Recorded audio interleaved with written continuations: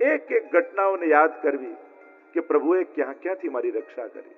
પ્રભુમાં ભાવ ન જાગતો હોય ને તો પ્રભુના ઉપકારોને યાદ કરવા. પ્રભુ આપ ક્યાં ક્યાંથી અમારું રક્ષણ કરો છો. અને આટલા વખતથી જે બચાવતો આવ્યો, રક્ષા કરતો આવ્યો, એ શું હવે રક્ષા નહીં કરે આપણી?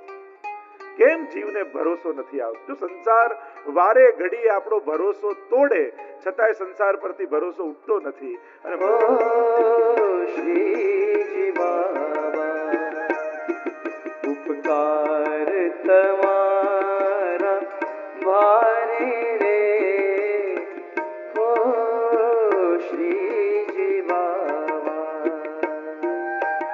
રોજ જયારે સત્સંગ કરીને ઉભા થાવ ને રાતના, ત્યારે પ્રભુના ઉપકારોને યાદ કર.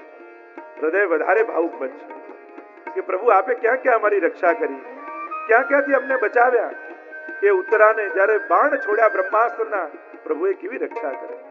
સુખાવસાને ઇદમેવ સારમ, દુખાવસાને ઇદમેવ જ્ઞેયમ, દેહાવસાને ઇદમેવ જાપ્યમ, ગોવિંદ દામોદર માધવે.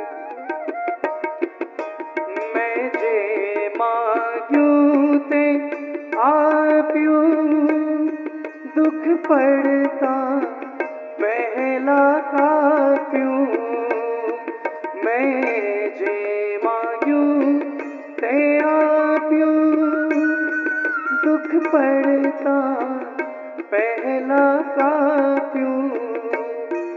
મન નિજ પદ મારે સ્થાપ્યું રે, ઓ શ્રીજી બાબા ઉપકાર તમારા ભારે રે, ઓ શ્રીજી બાબા. અર્જુનને જયારે યુદ્ધ પૂરું થયું ને મદ આવ્યો ને કે મેં યુદ્ધને જીતી લીધું છે, ભગવાને રથ ઉભો રાખ્યો ને કહ્યું અર્જુન હમણાં ને હમણાં કૂદકો લગાવ. પણ પ્રભુ થયું શું છે? પ્રભુ કહે કે હું તને કહું છું ને કૂદકો માર. પણ પ્રભુ કારણ તો કહો. મેં તને કહ્યું કે કૂદી જા, અને જ્યાં કૂદકો માર્યો અને ભગવાન નીચે ઉતર્યા ત્યાં અગ્નિની જ્વાળાઓમાં ભભૂકવા લાગ્યો આખો રથ. પ્રભુ આ શું છે? ભગવાને કહ્યું કે આ રથ ઉપર એટલા બાણ વાગ્યા હતા કે ક્યારનો બળીને ભસ્મ થઈ જાત. આ તો હું બેઠો હતો એટલે તું બચેલો હતો.